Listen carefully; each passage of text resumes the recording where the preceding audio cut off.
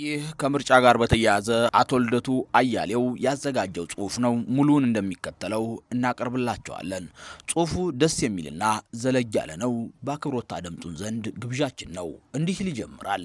በ2018 ምርጫ ሚናችን ምን ይሁን?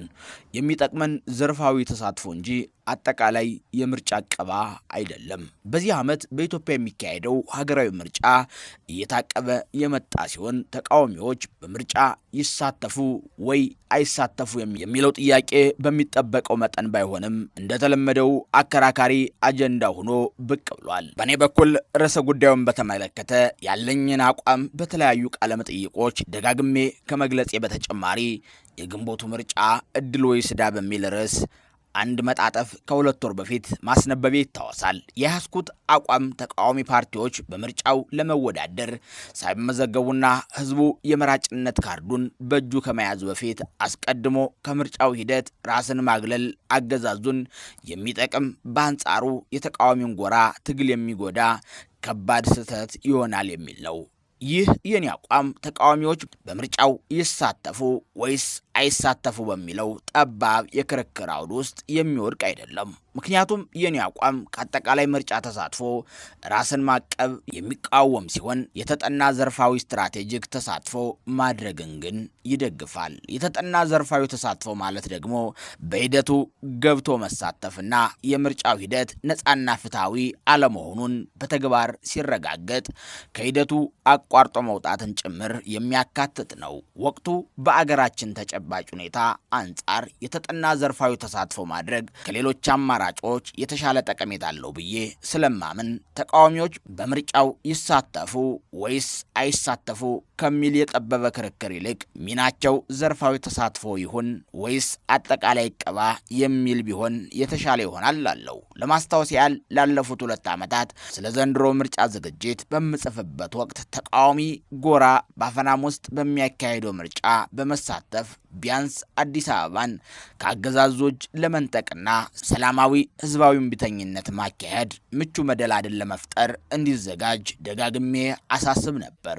ነገር ግን ተቃዋሚ ጎራ ለጉዳዩ ተገቢውን ትኩረት ሰጥቶ ተገቢውን ዝግጅት ሳያደርግ ጊዜው ስላለፈና እድሉ ከእጃችን እንዳይመለስ ሆኖ ስላመለጠ የአዲስ አበባን ጉዳይ እንደ አንድ የሚጠበቅ ውጤት በዚህ ጽሑፍ ላይ አላነሳውም። ወደ አገር የተመለሸ ለመሄድ ሳስብ በነበረበት ወቅት የነበረኝን አንዱ ዕቅድ ኢዴፓን በሌላ ስም እንደገና በማቋቋም አዲስ አበባን ለማሸነፍ የሚያስችል ተጨባጭ ዝግጅት ለማድረግ የነበረ ቢሆንም እንዳልሄድ በመከልከሌ ምክንያት ምኞቴ ሳይሳካ ቀርቷል። ምናልባትም የመከልከሌ ምክንያት በዚህ ረገድ ምን ለማድረግ እየተዘጋጀን እንደነበር አገዛዙ ቀድሞ ማወቁ ይመስለኛል። የተጠና ዘርፋዊ ስትራቴጂክ የምርጫ ተሳትፎ አገዛዝን የመታገያ መሳሪያ እንጂ ተቀባይነትን የማላበሻ ስልት አይደለም። የምርጫው ሂደት የተጀመረ ቢሆንም የሚገባውን ያህል በቂ ትኩረት አግኝቶ የውይይት አጀንዳ መሆን አልቻለም። በአብዛኛዎቹ ፓርቲዎችም ሆነ መገናኛ ብዙሃን ዘንድ የመወያያ ርዕስ ሆኖ አየሩን የተቆጣጠረው እንዲህ አይነቱ ዘርፋዊ ስትራቴጂክ ርዕሰ ጉዳይ ሳይሆን መቋጫ ያጣው ጦርነት ዘገባ፣ አታካቹ የመሪዎቻችን የንግግር ውዝግብና አገዛዙ ሆን ብሎ በየዕለቱ የሚወረውርልን አጀንዳ ሆኗል። ትግሉን ለአሸናፊነት የሚያበቁ መሰረታዊ ጉዳዮች ላይ ማተኮርን ትተን በዚህ ሁኔታ እስከ መቼ ትኩረታችንን ውድ ጊዜያችንንና ጉልበታችንን በከንቱ እያባከን እንደምንቀጥል አላውቅም። የምርጫው ጉዳይ በቂ ትኩረት አለማግኘቱ እንደተጠበቀ ሆኖ በተወሰነ ደረጃ በጉዳዩ ላይ ውይይት የሚያደርጉት አካላት ዘንድ በስፋት ተቀባይነት እያገኘ የመጣው አመለካከት ከኔ አመለካከት በተጻራሪ ያለው ተቃዋሚ ፓርቲዎችም ሆኑ ህዝቡ ከወዲህ ራሳቸውን ከምርጫው ሂደት ማግለል አለባቸው የሚለው የተለመደ አመለካከት ነው። በርከት ያሉ ተቃዋሚ ጎራ ደጋፊ የሆኑ መገናኛ ብዙሃን ይህንን አስተሳሰብ በስፋት ሲያስተጋቡት እየታየ ነው። በዚህም ምክንያት የምርጫውን ሂደት አንድ የትግል ሜዳ አድርጎ በአግባብ ሊጠቀሙበት የወሰኑ አንዳንድ ኢህአፓን የመሰሉ ተቃዋሚ ፓርቲዎች ያልተገባ ተቃውሞና ትችት ሲገጥማቸው እየታየ ነው። የምርጫውን ሂደት አንድ የትግል መሳሪያ አድርጎ መጠቀም ከአገዛዙ በስተቀር ማናቸውም የማይጎዳ ቢሆንም ያላሳማኝ ምክንያት አክረረን ስንቃወም መታየታችን እግረ መንገዱን ስለ ሰላማዊ ትግል ያለንን ዝቅተኛ ግንዛቤ የሚያሳይ ይመስለኛል። በኔ ግንዛቤ እንዲህ አይነቱ አስተሳሰብ ከሌላው ዓለም በተለየ በአገራችን ገዥ ለመሆን የበቃው ምርጫ ተሳትፎን የአገዛዝ ህጋዊ ተቀባይነት የማግኛ መንገድ ብቻ አድርጎ ከማየት የተዛባ እይታ በመነጨ ነው። በእርግጥም በተጠና ስልት የማይመራ የምርጫ ተሳትፎ ለአምባገነኖች ህጋዊነት ሽፋን ሆኖ ሊያገለግልና አገዛዝን የበለጠ ማጠናከር ውጤት ሊያስከትል ይችላል። በተቃራኒው በተጠና ስትራቴጂ የሚመራ የምርጫ ተሳትፎ አምባገነኖችን የማጋለጫና የመታገያ ታላቅ መሳሪያ ሆኖ የሚያገለግል ሂደት ነው። ጥያቄው እኛ ተሳትፏችንን በየትኛው አግባብ ልንተገብረው ይገባል ወይም እንችላለን የሚለው ነው። አዲስ ሁሉን አቀፍ የሆነ የሽግግር ሂደት ከማካሄድ ውጭ የገባንበት የፖለቲካ ቀውስ በምርጫ ግርግር አይፈታም። በ5 ዓመት አንድ ጊዜ የሚካሄድን ምርጫ ሂደት ለትግሉ ማጠናከር በሚያግዝ አግባብ መጠቀም አለመቻልና ምርጫ መቼና እንዴት መታቀብ እንዳለበት ያለመረዳት ችግራችን የምርጫ ፖለቲካ ከተጀመረበት ጊዜ አንስቶ የተቃዋሚ ጎራ የማይለወጥ ቋሚ ድክመት ሆኖ እስካሁን የቀጠለ ነው። ምርጫውን አስመልክቶ በኔ በኩል የያዝኩት አመለካከት በቀላሉ ተቀባይነት እንደማያገኝ ወደ እርግጠኝነት በተጠጋ መጠን ባውቅም ይህንን አይነት መጣጥፍ በድጋሚ ለመጻፍ የተገደድኩት ተቃዋሚዎች እንደተለመደው አገዛዙን የሚጠቅምና ትግሉን የሚጎዳ ከፍተኛ ስህተት ዛሬም እየሰራን ነው ብዬ በማመኔ ነው። በዚህ ምክንያት ከፍተኛ ስህተት ዛሬም እየሰራን ነው ብዬ በማመኔና በዚህም ምክንያት ከፍተኛ ቁጭት ያደረብኝ በመሆኑ ነው። በእርግጥም ምርጫውን ገና ከጅምሩ የማቀቡ አካሄድ ለትግሉ መጠናከርና ውጤታማነት የሚጠቅመንን አንድ ከፍተኛ ድል የሚያሳጣ የተሳሳተ ውሳኔ ነው ብዬ ከልብ ያምናለሁ። በፖለቲካ ሳይንስ ቋንቋ ተወዳዳሪ አምባገነናዊነት ተብሎ የሚጠራ ስርዓት ባለበት በማንኛውም ሀገር የሚካሄድ ምርጫ ነፃና ፍትሃዊ የመሆን እድል የለውም። በሀገራችንም የጠቅላይ ሚኒስትር አብይ አህመድ አረመናዊ አገዛዝ በስልጣን ላይ እስካለ ድረስ ነፃና ፍትሃዊ ምርጫ ሊካሄድ የማይችል መሆኑ አከራካሪ አይደለም። ጦርነትን ዋና ያገዛዙ ስልቱ አድርጎ የሚጠቀምና በፈጣሪ የተቀባው መሪ ነኝ ብሎ የሚያምን ግብዝ ሰው በስልጣን ላይ ባለበት ሀገር የሚካሄድ ምርጫ የገባንበትን የፖለቲካ ቀውስ የበለጠ ከማባባስ ባለፈ የሚያመጣልን የተለየ መፍትሄ አይኖርም። ባጭሩ የወቅቱ የሀገራችን ሁለንተናዊ የፖለቲካ ቀውስ አዲስና ሁሉን አቀፍ የሆነ የሽግግር ሂደት ከማካሄድ ባነሰ ሌላ አቋራጭ መንገድ ወይም የምርጫ ግርግር መፍትሄ ሊያገኝ አይችልም። ስለዚህ ምርጫውን አስመልክቶ በመካከላችን ያለው የወቅቱ የክርክር ጭብጥ ምርጫው ነፃና ፍትሃዊ ይሆናል ወይስ አይሆንም፣ ምርጫው ችግራችንን ይፈታል ወይስ አይፈታም የሚል መሆን አለበት የክርክሩ ጭብጥ። የምርጫውን ሂደት ትግሉን በሚጠቅም አግባብ እንዴት እንጠቀምበት፣ ምርጫውን ማቀቢያው ትክክለኛ ጊዜስ መቼ ነው የሚል ሊሆን ይገባዋል። በእኔ ግንዛቤ ተቃዋሚ ፓርቲዎች በምርጫ ተሳታፊነት ገና ሳይመዘገቡ ህዝቡ በመራጭነት ተመዝግቦ የመራጭነት ካርዱን ገና በእጁ ባልያዘበት ሁኔታ በምርጫው አጠቃላይ ሂደት ላይ እቀባ እንዲደረግ ከወዲሁ መቀስቀስ ከፍተኛ ስህተት ነው።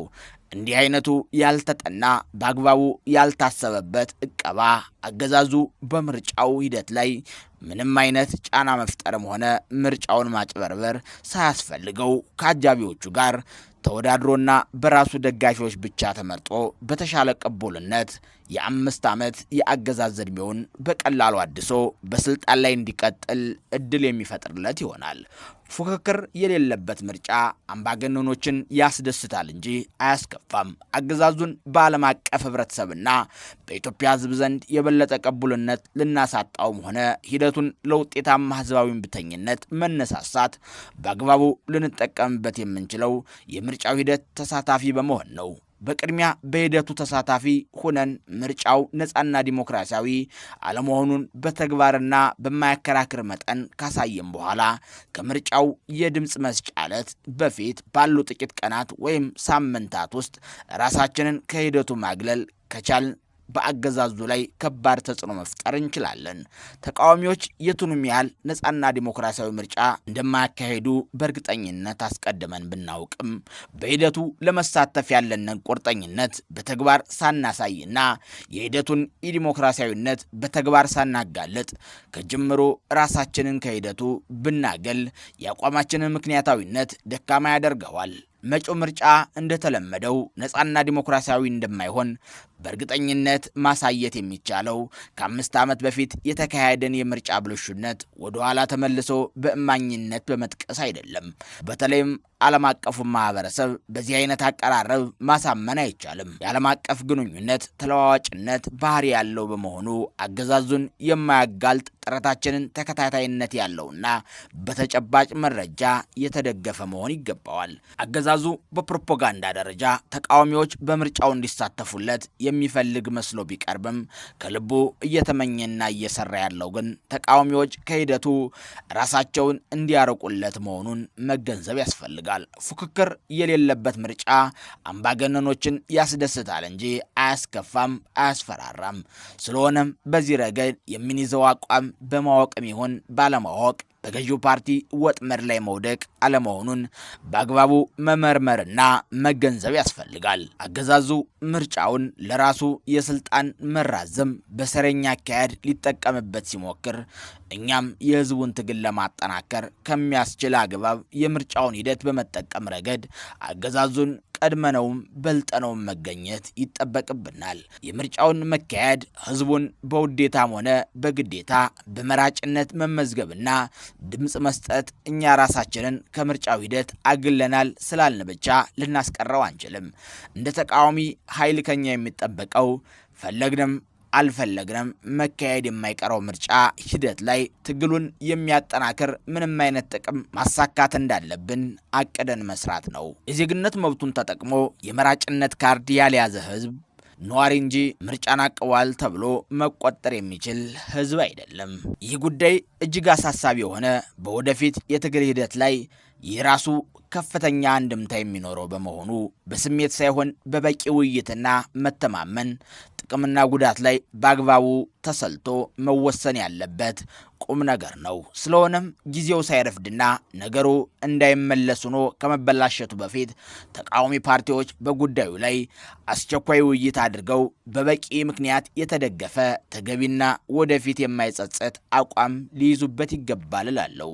በተለይም ሰላማዊ ህዝባዊ እምቢተኝነት ትግል ለህልውናችን መድህን ነው ብለን የምናምን የፖለቲካ ኃይሎች የምርጫውን ሂደት በአግባቡ ሳንጠቀምበት እንደዋዛ ከእጃችን እንዳያመልጥ ከፍተኛውን ፈጣን ጥረት ማድረግ ይጠበቅብናል።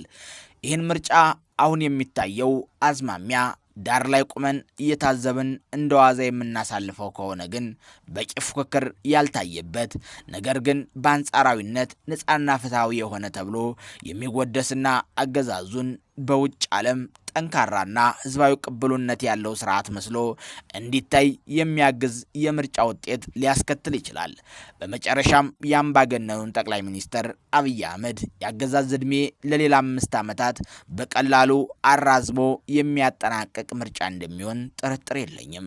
እንዲህ አይነቱ ውጤትም የህዝቡን የትግል ሞራል ከመጉዳትም በላይ ግጭትንና ጦርነትን የበለጠ በማባባስ የአገሪቱን ህልውና የበለጠ አደጋ ላይ ይጥለዋል።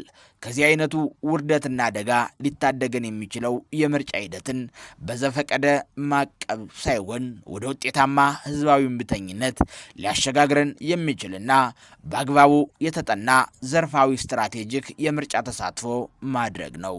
ልደቱ አያሌው ጥር 30 2018 ዓመተ ምህረት ለዛሬው በዚህ ቆየን። ሐሳቡ የፖለቲከኛው አቶ ልደቱ አያሌው ነበር። መልካሙን ሁሉ ተመኘንላችሁ።